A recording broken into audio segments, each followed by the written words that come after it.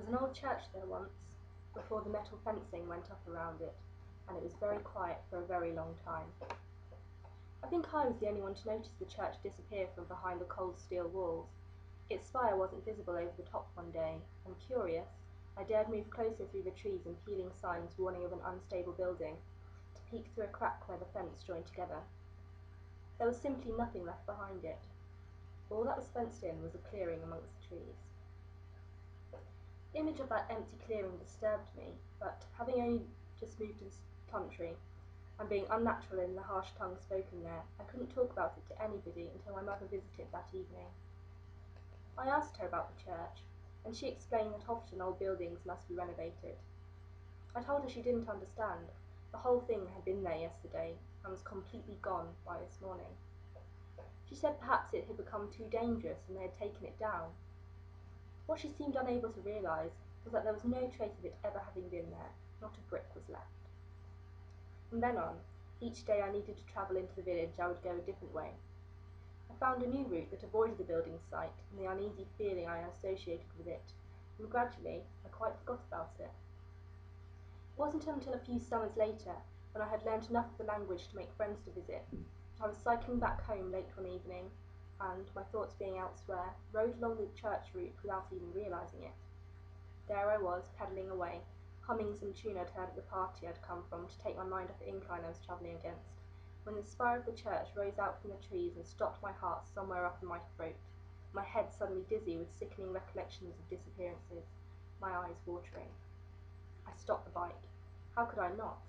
My hands were shaking so much I couldn't steer the thing, and the child with her nightmares within me was begging to see what had happened, pleading for an answer at last, desperate not to be crazy. I stepped from the path onto the overgrown grass, pushing my way through branches until the church stood tall before me, just the same as it had been those many years before.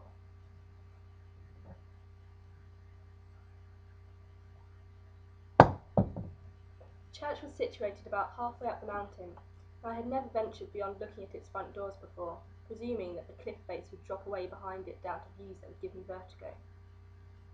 Now, in the darkness, I moved through the trees and around the stone walls, marvelling at how exactly the same this building was to the one that had grown and disappeared there before it. The broken window above the arching entrance still smashed in the same place, the stones the same discoloured shades. Breathless, I found myself at the rear of the building, where there was a strange light glowing beyond the surrounding trees. What I saw there that night I never recovered from. I would tell myself years later as I tried to sleep that it was all a dream, that I'd imagined the whole thing, that I got it confused with the story I was once told, with a film I had seen. But the image in my mind remains just as intact as the floors on the reappearing church, unshakable even with the increase of age and knowledge. Behind the church there was a small gathering of trees, only about 5 or 6, but each had thick barks and heavy branches.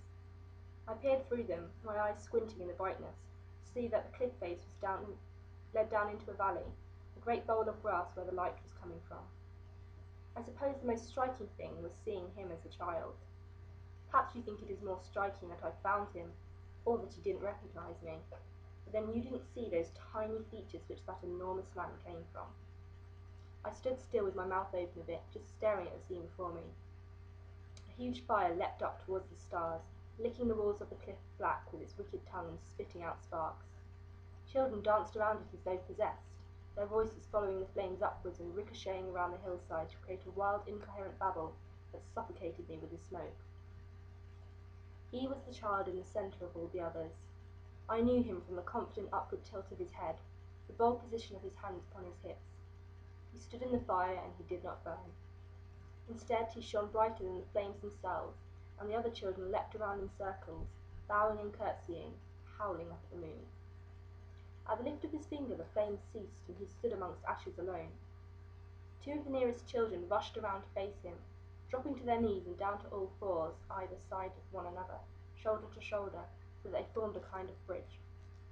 Another pair went either side of him, taking an arm each, and helping him onto the backs of the children knelt on the floor. He walked along them, and every time his foot had left the last child, another would run and kneel on all fours in front of the one he was currently stood on, in order to elongate the bridge. When this had gone on for some time, he had arrived at a gathering of dark shapes which I had previously assumed to be trees. Now the shapes moved, unfolding themselves to reveal faces covered by strange blank masks with long beaks and empty dark holes where the eyes ought to be. Boy climbed down from the children's backs, and the figures spread themselves gradually across the hillside, their black cloaks hanging limp about them, reminding me of a collection of vultures about to devour their prey.